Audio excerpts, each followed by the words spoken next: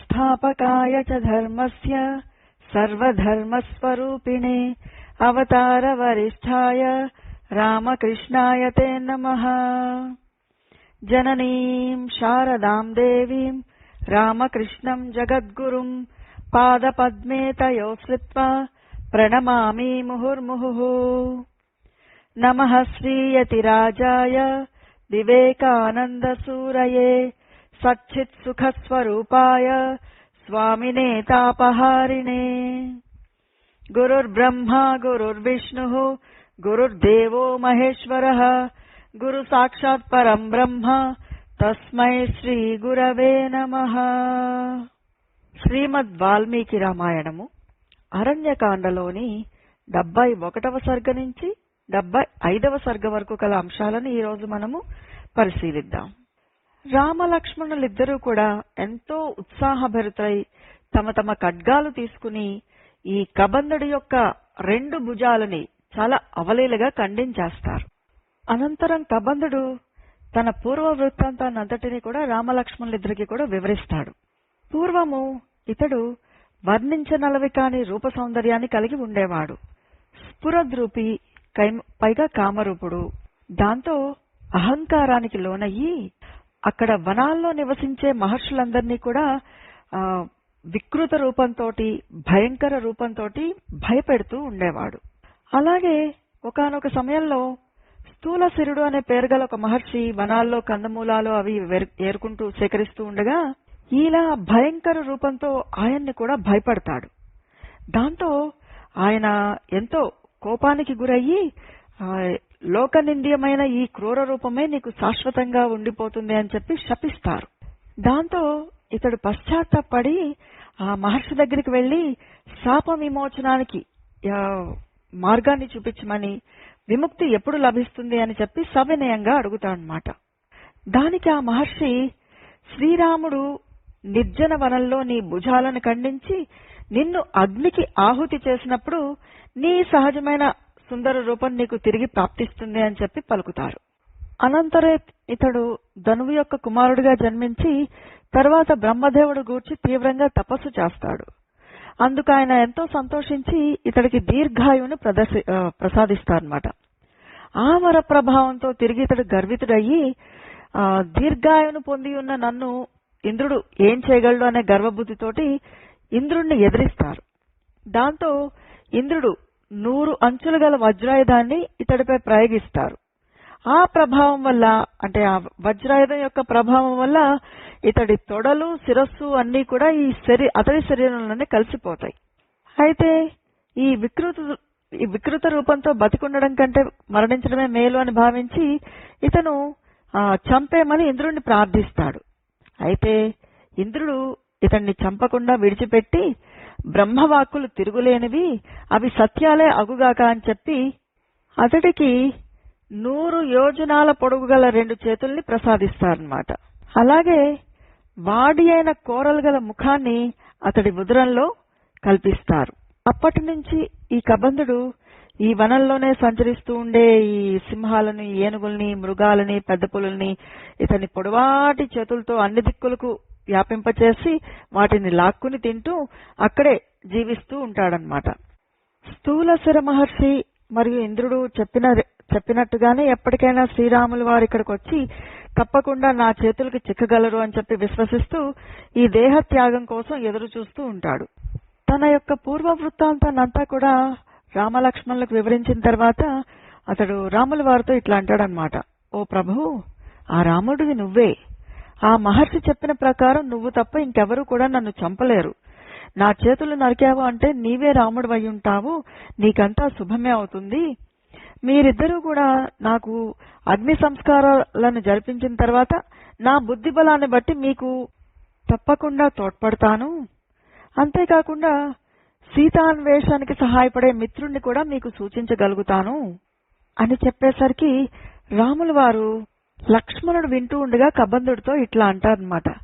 ఓ కబంధ, నేను నా తమ్ముడు లేకపోవడం చూసి ఉత్తమ సాధ్వి అయిన నా భార్య అయిన సీతాదేవిని రావణుడు జనస్థానం నుంచి నిరాటంకంగా అపహరించుకుని పోయాడు. ఆ రాక్షసుడి యొక్క పేరు తప్ప ఇంకేమీ అతడి రూపం గాని, నివసించే ప్రదేశం గాని, శక్తి సామర్థ్యాలు గాని ఇవేమీ కూడా మాకు తెలియవు. సీత యొక్క ఎడబాటు కారణంగా మేమెంతో దుఃఖార్తులై ఉన్నాము. దారి చూపించేవారు లేక ఆమె జాడ కోసం ఇటు అటు తిరుగుతున్నాము. కాబట్టి దయచేసి మాకు సహాయపడు. అనంతరం నీవి కోరినట్లే నీకు దహనం సంస్కారాలు చేస్తాము అంటూ రాముల వారు చెప్తారు. దాంతో అతడు, రామా, ప్రస్తుతమైతే నాకు దివ్య జ్ఞానం లేదు. మీరు నాకు అగ్ని సంస్కారాలన్నింటినీ కూడా చేసేస్తే అప్పుడు నా నిజ రూపాన్ని పొంది ఆమెను గురించి తెలిసినంత వరకు నేను వివరించి చెప్పగలుగుతాను. శాప ప్రభావం కారణంగా నా జ్ఞానం అంతా కూడా నశించిపోయింది. కాబట్టి నన్ను ఈ గోతులో ఉంచి యథావిధిగా దహనమునర్చిన తర్వాతే నాకు తెలిసినంత వరకు మీకు చెప్పగలను అంటూ ఈ కబంధుడు రాముల వారితో చెప్తాడనమాట. అతడి మాటలను విన్న రామలక్ష్మణులు అతన్ని ఒక గోతులోకి చేర్చి అతడి శరీరానికి నిప్పంటిస్తారు. కబంధుడి యొక్క మహాకాయం అంతా కూడా కొవ్వుతో నిండిపోయి ఉండడం వల్ల అది గడ్డ కట్టిన నేతి ముద్దలాగా కనిపిస్తుందన్నమాట. దాంతో అది మంటల్లో చాలా నెమ్మదిగా కాలుతూ ఉంది. ఈ లోపుగా కబంధుడు చితి నుంచి బయటకు వచ్చి నిర్మలమైన 2 వస్త్రాలను, దివ్యమైన పూలమాలను ధరించి పొగలేని అగ్నిజ్వాలలాగా పైకి లేచి వస్తారు. తన దివ్య కాంతులతో అన్ని దిక్కులకి ప్రసరింపచేస్తూ శ్రీరాముడితో ఇట్లా అంటాడనమాట. ఓ రామా, సీతాదేవి లభించే ఉపాయాన్ని తెలుపుతాను, సావధానంగా విను. ఈ లోకంలో సంధి, విగ్రహము, యానము, ఆసనము, ద్వైదీభావము, సమాశ్రయము అనే 6 ఉపాయాల ద్వారా అందరూ కూడా సమస్త కార్యాలను సాధించుకుంటారు. ఇంకా దుర్దశలలో చిక్కుకున్న వాళ్ళు దుర్దశల నుంచి బయటపడే సమయం ఆసన్నమైన మరొకరిని సేవించడం అనేది యుక్తం. రామా, నువ్వు నీ భార్య ఎడబాటు వల్ల ప్రస్తుతం ఎంతో దుఃఖంలో కృంగిపోయి ఉన్నావు. కాబట్టి మీ ఇద్దరూ కూడా ఆపదలలో చిక్కుకుని ఉన్నారు. కాబట్టి మీరు తక్కువ స్థాయిలో ఉన్నట్టే. ఇప్పుడు మీకు సహాయపడగల మిత్రుడిని ఆశ్రయించడం అనేది ముఖ్య కర్తవ్యం. అలా చేస్తే నీ కార్యం అనేది సిద్ధిస్తుంది అని చెప్పి నేను భావిస్తూ ఉన్నాను అని చెప్పి కబంధుడు సుగ్రీవుడి పేరుని ఇక్కడ ప్రస్తావిస్తాడనమాట. ఈ సుగ్రీవుడు వానర ప్రభువైన వాలికి తమ్ముడు. ఇతడిపై కోపంతో అన్నయ్య అయిన వాలి ఇతడిని రాజ్యం నుంచి వెళ్లగొడతాడు. పంపా సరోవర ప్రాంతంలో గల ఋష్యముఖం అనే శ్రేష్టమైన పర్వతం మీద ఈ మహావీరుడైన సుగ్రీవుడు నివసిస్తూ ఉంటారన్నమాట. ఇతడు మాటకు కట్టుబడి ఉండేవాడు, వినయానికి పెట్టింది పేరు, ధైర్యశాలి, ప్రజ్ఞావంతుడు, సర్వసమర్థుడు, వాక్చాతుర్యము కలవాడు, చక్కటి వర్చస్సు కలవాడు. అలాంటి సుగ్రీవుడితో మిత్రత్వాన్ని పెంపొందించుకుంటే సీతాన్వేషణలో తప్పకుండా సహాయపడగలడు అన్న విషయాన్ని కబంధుడు శ్రీరాముల వారికి వివరించి చెప్తాడు. ఇంకా ఇలా అంటాడనమాట. ఓ రామా, వెంటనే ఇక్కడి నుంచి బయలుదేరి ఇప్పుడే ఈ రోజే సుగ్రీవుణ్ణి కలుసుకుని అగ్ని సాక్షిగా ఆయనతోటి మిత్రత్వాన్ని నెరుపు. సుగ్రీవుడు వానర జాతికి చెందినవాడు కదా అని చెప్పి అతన్ని గురించి చులకనగా భావించద్దు. చేసిన మేలుని మరవనివాడు అతడు.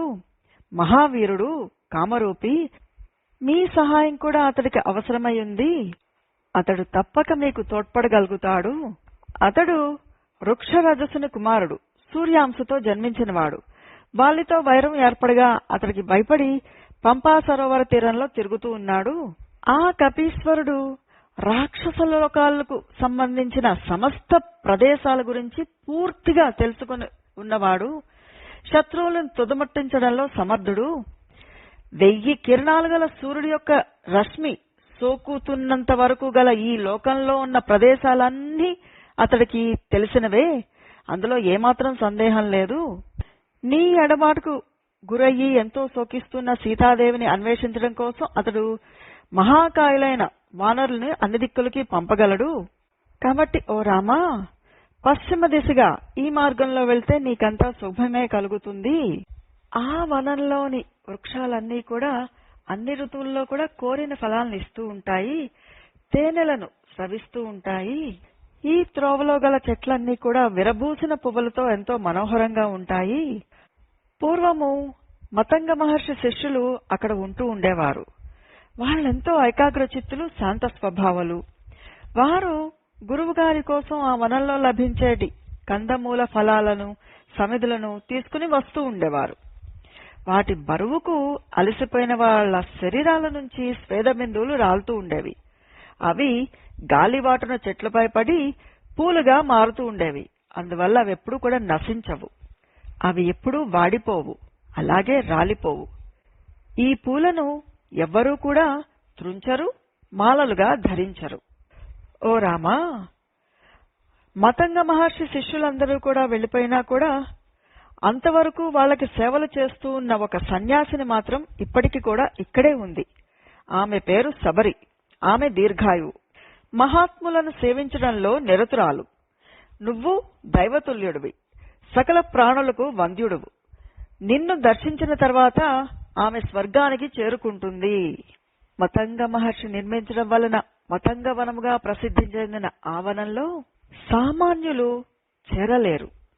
ఏనుగులు ఆ ఆశ్రమంలో ప్రవేశించలేవు. ఆ వనంలో నువ్వు శోకరహితుడవై ప్రశాంతంగా ఉండగలుగుతావు. పంపా సరోవరానికి తూర్పున ఋష్యమూకము అనే పర్వతం ఉంది. ఋష్యములు అనే ఒక జాతి జింకలు మౌనంగా తిరుగుతూ ఉండడం వల్ల దీనికి ఋష్యమూకము అనే పేరు ఏర్పడింది.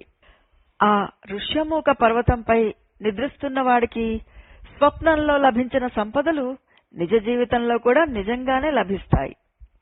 దురాచారుడైన పాపాత్ముడు గనక ఆ కొండ మీదకి ఎక్కడానికి ప్రయత్నిస్తే అతడు నిద్రిస్తున్నప్పుడు అతన్ని రాక్షసులు పట్టుకుని వెళ్లి చంపేస్తారు. కాబట్టి పాపాత్ములు ఆ కొండని ఎక్కడానికి అనర్హులు. ఆ ఋష్యమూక పర్వతం మీద ఒక విశాలమైన గుహ ఉంటుంది.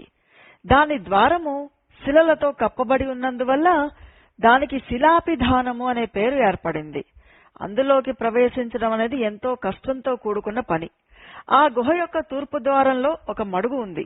అందులోని నీరు చల్లగా ఉంటుంది. ఆ మడుగు ఒడ్డున ఫలాలు, కందమూలాలు కొల్లలుగా లభిస్తాయి. సుగ్రీవుడు తన 4 అనుచరులతో కలిసి ఆ గుహలోనే నివసిస్తూ ఉన్నాడు. అప్పుడప్పుడు అతడు ఆ పర్వత శిఖరంపై తిరుగుతూ ఉంటాడు. అంటూ శాప విమోచనమైన కబంధుడు ఈ విశేషాలన్నిటినీ కూడా విపులంగా రాముల వారికి తెలిపి వారి అనుజ్ఞ కోసం నిరీక్షిస్తూ కొంతసేపు అక్కడ ఉంటాడనమాట. దాంతో రామలక్ష్మణులు ఆకాశంలో నిలిచి ఉన్న ఆ మహాత్ముడైన కబంధుడిని ఇక నువ్వు వెళ్లవచ్చు అంటూ అనుజ్ఞనిచ్చేసరికి కబంధుడు తన పూర్వ రూపాన్ని పొంది చక్కగా సూర్యకాంతులతో వెలుగొందుతూ శ్రీరాముల వారికి పంపా సరోవర మార్గాన్ని చూపిస్తూ మీరు సుగ్రీవుడితో తప్పకుండా సఖ్యము చేయండి అని పలుకుతూ రామ అనుగ్రహ ప్రభావంతో స్వర్గానికి చేరుకుంటాడు. కబంధుడు తెలిపిన మార్గాన్ని అనుసరిస్తూ రామలక్ష్మణులిద్దరూ కూడా పంపా తీరాన్ని చేరుకోవడం కోసం పడమర దిశకేసి బయలుదేరతారు. తరువాత పంపా సరస్సు యొక్క పశ్చిమ తీరానికి చేరుకుంటారు. అక్కడ ఎంతో రమణీయంగా చుట్టూ వృక్ష సంపదలతో కలకలలాడుతూ ఉన్న ఆశ్రమానికి చేరుకుని అందులో నివసిస్తున్న శబరిని కలుసుకుంటారు. యోగ సిద్ధిని పొందిన శబరి రామలక్ష్మణుల్ని చూసిన వెంటనే గబగబా లేచి వారికి పాదాభివందనం చేస్తారు. అర్ఘ్యపాద్యాదులతో యథావిధిగా అతిథి సత్కారాలను చేస్తారు. ఎంతో నియమనిష్టలతో తపశ్చర్యలను కొనసాగిస్తూ వస్తున్న సన్యాసినితో శ్రీరాముల వారు ఇట్లా అంటారన్నమాట. ఓ తపస్సంపన్నురాలా, నీ తపోవిధులన్నీ కూడా ఎలాంటి ఆటంకాలు లేకుండా వర్ధిల్లుతున్నాయి కదా. కామక్రోధాదులు నీ దరికి రాకుండా ఉన్నాయి కదా. నీ ఆహారాది నియమాలకు ఎలాంటి భంగము వాటిల్లడం లేదు కదా. ప్రశాంత జీవితాన్ని కొనసాగిస్తున్నావు కదా. ఓ మృదుభాషి, నువ్వు గురు సేవలలో కృతకృత్యురాలివి అవుతున్నావు కదా అంటూ అడుగుతారు. దానికి పూజ్యురాలు జ్ఞాన వయోవృద్ధురాలు అయిన ఆ శబరి శ్రీరాముడికి ఎదురుగా నిలిచి, ఓ రామచంద్ర ప్రభు, ఈ రోజు నిన్ను కనులారా దర్శించడంతో నా తపస్సు సిద్ధించింది. నా తపోజీవనము సఫలమయ్యింది. గురుసేవలన్నీ కూడా సార్థకాలయ్యాయి. ఓ దేవదేవా, పురుషోత్తమా, నిన్ను పూజించే భాగ్యం కలిగినందువల్ల నా ఈ జన్మ ధన్యమయ్యింది. ఇక నాకు పరంధామ ప్రాప్తి అబ్బినట్లే. ఓ రఘునందన, నీ అవ్యాజ కరుణా కటాక్షముల వల్ల నేను ఎంతో పవిత్రురాలనయ్యాను. మతంగ మహర్షి శిష్యులైన నా గురువులను నేనెంతో భక్తి శ్రద్ధలతో సేవిస్తూ ఉన్నాను.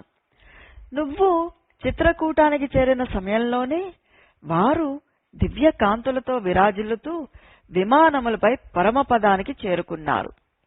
ధర్మజ్ఞులైన మహానుభావులైన మహర్షులు నాతో ఇలా చెప్పారు: ఎంతో పవిత్రమైన ఈ ఆశ్రమానికి రామచంద్ర ప్రభు వస్తారు. స్వామిత్రుడితో కలిసి వచ్చిన ఆ స్వామికి నువ్వు అతిథి మర్యాదలను నెరుపు. ఆయన దర్శన భాగ్యం వల్ల నువ్వు కైవల్యాన్ని పొందగలుగుతావు అంటూ చెప్పారు. ఓ రామా, పురుషోత్తమా, ఈ పంపా తీరవనంలో లభించే ఫలమూలాదులన్నింటినీ కూడా నీకోసం నేను సిద్ధపరిచి ఉన్నాను అంటూ శబరి ఎంతో భక్తి జ్ఞాన వైరాగ్యాలతో విలసిల్లుతూ పలికిన పలుకులు విన్న శ్రీరాముల వారు ఇలా అంటారన్నమాట: ఓ శబరి, నీ ప్రభావాన్ని, నీ గురువుల మహత్యాన్ని గురించి కబంధుడి ద్వారా విని ఉన్నాను. నీకు నాపై గల ప్రేమానురాగాలను, ఆసక్తిని బట్టి వాటిని చూడాలని వేడుక పడుతున్నాను అంటూ శ్రీరాముల వారు పలకగా, మతంగవనంగా ప్రసిద్ధిగాంచిన ఆ ఆశ్రమాన్నంతటినీ కూడా శబరి శ్రీరాముల వారికి చూపిస్తూ అందలి విశేషాలన్నిటినీ కూడా విపులంగా వివరించి చెప్తారన్నమాట. అనంతరం రాముల వారితో శబరి ఇట్లా అంటారు: ఓ రామా, ఈ వనశోభలను కళ్ళారా గాంచావు కదా, దాని మహత్యాన్ని గూర్చి పూర్తిగా విన్నావు. ఇక నేను మీ అనుమతిని పొంది ఈ తనువును పరిత్యజించాలని కోరుకుంటున్నాను. మా గురువులు నివసించిన ఈ ఆశ్రమంలో నేను పరిచారకను కాబట్టి నేను కూడా ఆ పుణ్యపురుషుల వద్దకే, అంటే పరంధామానికే చేరుకుంటాను. అందుకు నన్ను అనుమతించు అంటూ శబరి కోరుకునేసరికి లక్ష్మణుడితో కలుస్తున్న శ్రీరాముడు గురువుల యొక్క వైభవాన్ని తెలిపేట ఆ మాటలను విని ఎంతో ఆనందపడతారు, ఎంతో ఆశ్చర్యపోతారు. తర్వాత శ్రీరాముడు వ్రత నియమాలను పాటించడంలో మేటి అయిన ఆ సన్యాసినితో, ఓ శబరి, నీ భక్తితో నువ్వు చేసిన పూజలకు నేనెంతో సంతోషించాను. నీ ఇష్టానుసారము హాయిగా వెళ్ళు అంటూ అనుమతిస్తారు. దాంతో జడలను, నారచీరలను, జింక చర్మాన్ని ధరించి ఉన్న వృద్ధురాలైన ఆ శబరి అప్పటికప్పుడే తన జీర్ణ శరీరాన్ని నుంచి విడుదల పొందుతారు. శ్రీరాముడి ఆజ్ఞ అయిన తరువాత తన దేహాన్ని అగ్నికి ఆహుతిగా చేసి అగ్ని తేజస్సుతో వెలుగొందుతూ పరంధామానికి ఆమె చేరుకుంటారు. శబరి పరంధామానికి బయలుదేరినప్పుడు దివ్యములైన ఆభరణాలతోనూ, అపూర్వములైన హారములతోనూ, సుగంధాది లేపనములతోనూ, అద్భుతమైన వస్త్రాలతోనూ ఒప్పుతూ దర్శనీయమై ఉన్నారు. ఆమె విద్యుల్లతలాగా మెరుస్తూ ఆ ప్రదేశాన్నంతటినీ కూడా వెలుగులతో నింపేశారు. పుణ్యాత్ములను, ఆమె గురువులను అయిన ఆ మహర్షులు చేరిన అక్షయలోకాలకు శబరి తన సమాధియోగ ప్రభావంతో చేరుకున్నారు. అనంతరం రామలక్ష్మణులిద్దరూ కూడా ఆ ఆశ్రమం నుంచి బయలుదేరి పంపా తీరానికి చేరుకుంటారు. ఆ తీరానికి సమీపంలో గల ఉపవనాలన్నీ కూడా పూలతో కళకళలాడుతూ ఉన్నాయి. శ్రీరాముడు వివిధాలైన వృక్షాలను, పలు విధాలైన సరస్సులను చూస్తూ సీతా ఎడబాటుకు పరితపిస్తున్నవాడై పంపా తీరంలో సాగిపోతూ ఉన్నారు. పద్మముల పరిమళాలతో గుబాళిస్తూ ఉన్న అలాంటి పంపా సరస్సును చూస్తూ సత్యపరాక్రముడైన శ్రీరాముడు లక్ష్మణుడితో ఇట్లా అంటారన్నమాట: ఋష్యమూకము అనే పేరుతో ప్రసిద్ధికెక్కిన పవిత్రమైన పర్వతము గైరికాది ధాతువులతో విలసిల్లుతూ ఉంది. అది ఈ పంపా తీరమునందే కలదు అని చెప్పి ఇంతకు ముందే కబంధుడు తెలిపి ఉన్నాడు. మహాత్ముడైన వృక్షరజుడు అనే వానరుడి కుమారుడైన సుగ్రీవుడు మహావీరుడుగా ఖ్యాతికెక్కడంతో పాటు ఈ ఋష్యమూక పర్వతం మీదే నివసిస్తూ ఉన్నాడు.